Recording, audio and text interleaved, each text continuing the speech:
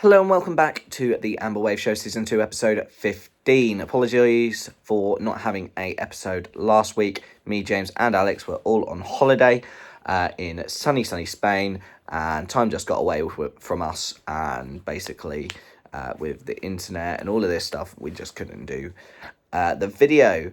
But fantastic time, gutted to be back in England, but happy to be back watching the Bloaters. So firstly, we look back at this past weekend's game against Stowemarket in the Thankyou Non Prem. Stowemarket kicked off the game in front of a fairly quiet Stowemarket ground.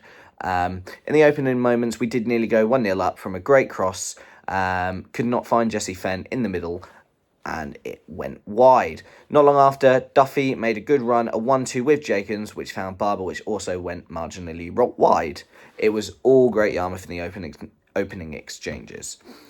From a corner, Yarmouth finally broke the deadlock as a brilliant delivery served up to big Sammy Adams, who blasted a header into the net. We have the highlight for you here.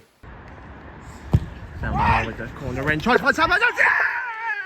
It's Sam Adams with the goal. Brilliant play there from Belmar, and Yarmouth have a well-deserved lead in this game. It's Stowemarket 0, Great Yarmouth 1. Stowemarket then slowly grew into the game, pressing for an equaliser. The equaliser did finally come after a deep corner was whipped in from Stowemarket. The Stowemarket player headed it back into the box, and after a little bit of a scramble and a mess, Great Yarmouth conceded from a very well-placed strike in the upper right-hand corner, and it was 1-1. And Stowemarket free kick on the right being put into the back of the box. Trying for the shot in there. What a save from Brandon Ling. Oh, it's still a chance, and Stowemarket have equalised with a beautiful curl in there.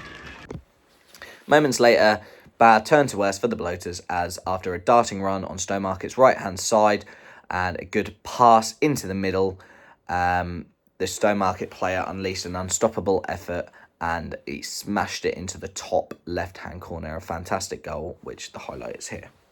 Market now crossing it into the box now. Just a good chance there to make it 2-1, and they've got it.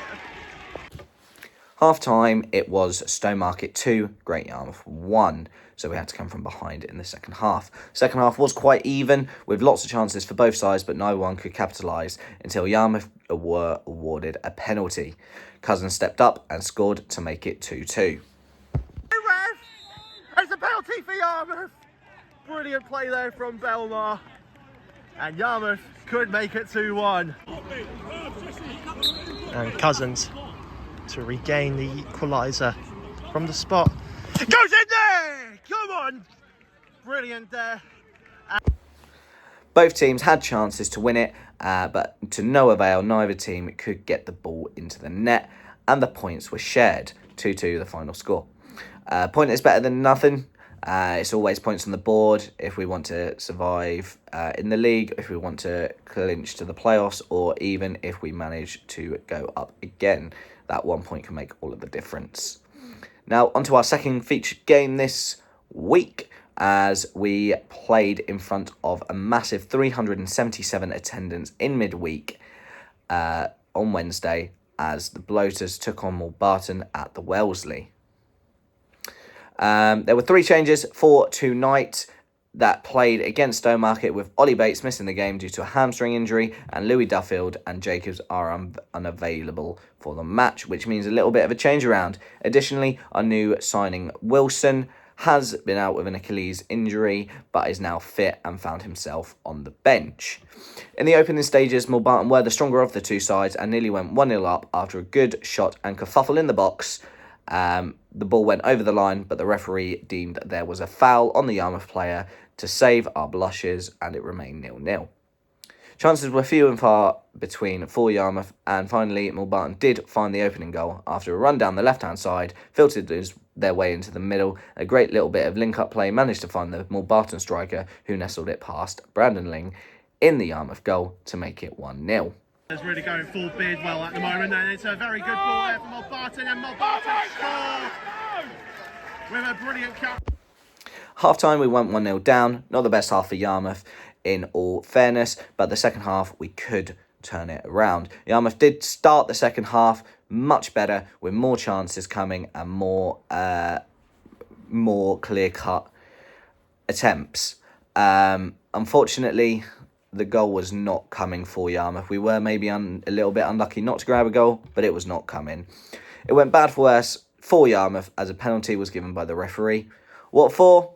No idea. I don't know if anyone in the ground actually knew what it was for. I don't think the Yarmouth fans, the Mulbarton fans, the Yarmouth players, the Mulbarton players, or even,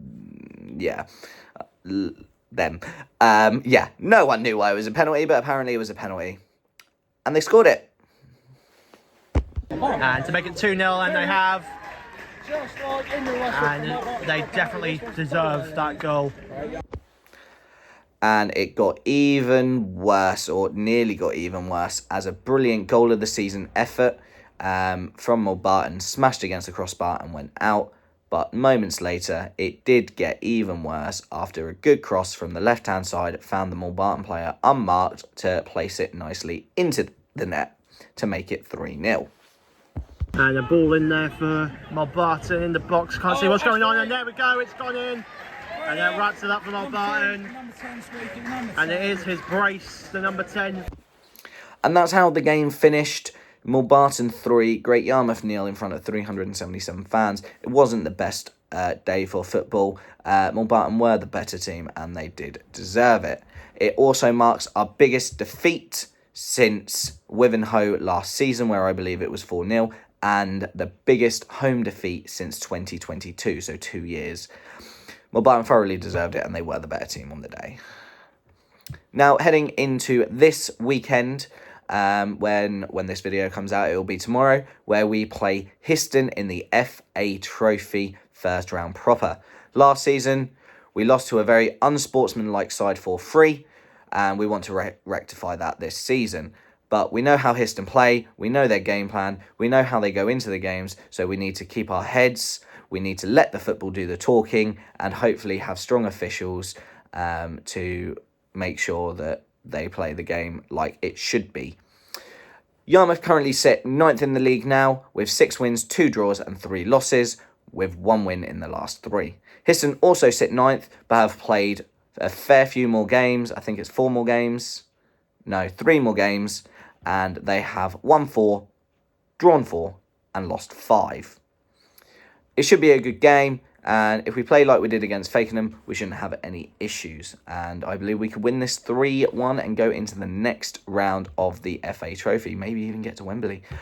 But yeah, we look forward to watching that game. We'll be there. And we will see you in the next episode. Thanks again for Game Day and Non League Wonders for letting us use their goal clips. Be sure to check them out. And other than that, up the bloaters.